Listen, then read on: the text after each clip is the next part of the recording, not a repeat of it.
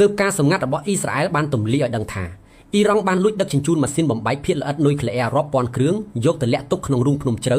ក្រោមដីនៃភ្នំភីខាក់ឬនៅអ៊ីរ៉ង់គេហៅថាភ្នំខូឡាងការបដូរទីតាំងសម្ងាត់នេះបានកើតឡើងកាលពីចុងឆ្នាំមុន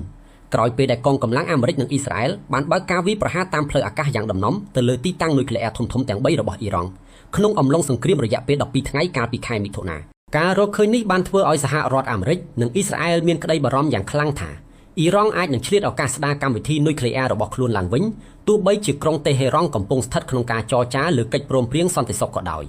ទន្ទឹមនឹងនេះនាយករដ្ឋមន្ត្រីអ៊ីស្រាអែលលោក Benjamin Netanyahu បានព្យាយាមបញ្ចុះបញ្ចូលលោកប្រធានាធិបតី Donald Trump ឲ្យបើកការវាយប្រហារទ្រង់ទ្រាយធំជាថ្មីដើម្បីបំផ្លាញកិច្ចខិតខំប្រឹងប្រែងសាងសង់របស់អ៊ីរ៉ង់ឲ្យដល់ឫសគល់ឆ្លើយតបនឹងស្ថានភាពនេះលោក Donald Trump បានប្រកាសយ៉ាងច្បាស់ថាលោកទទួលបានដំណឹងអំពីការលាក់ម៉ាស៊ីននុយក្លេអ៊ែរទាំងនោះហើយសហរដ្ឋអាមេរិកបានត្រៀមខ្លួនរួចជាស្រេចដើម្បី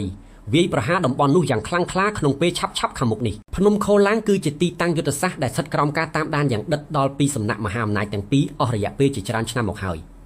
តំបន់ក្រោមដីនេះត្រូវបានសាងសង់ឡើងជាកន្លែងជំនួសរោងចក្រចាស់ដែលរងការផ្ទុះខូចខាតកាលពីឆ្នាំ2000ក្រុមអ្នកជំនាញបានប៉ាន់ស្មានថារូងភ្នំនេះមានជម្រៅជ្រៅរហូតដល់ពី300ទៅ450ហ្វីតក្រោមថ្មរឹងមាំដែលមានទំហំធំល្មមអាចផ្ទុកបរិក្ខារនុយក្លេអ៊ែរធំបាន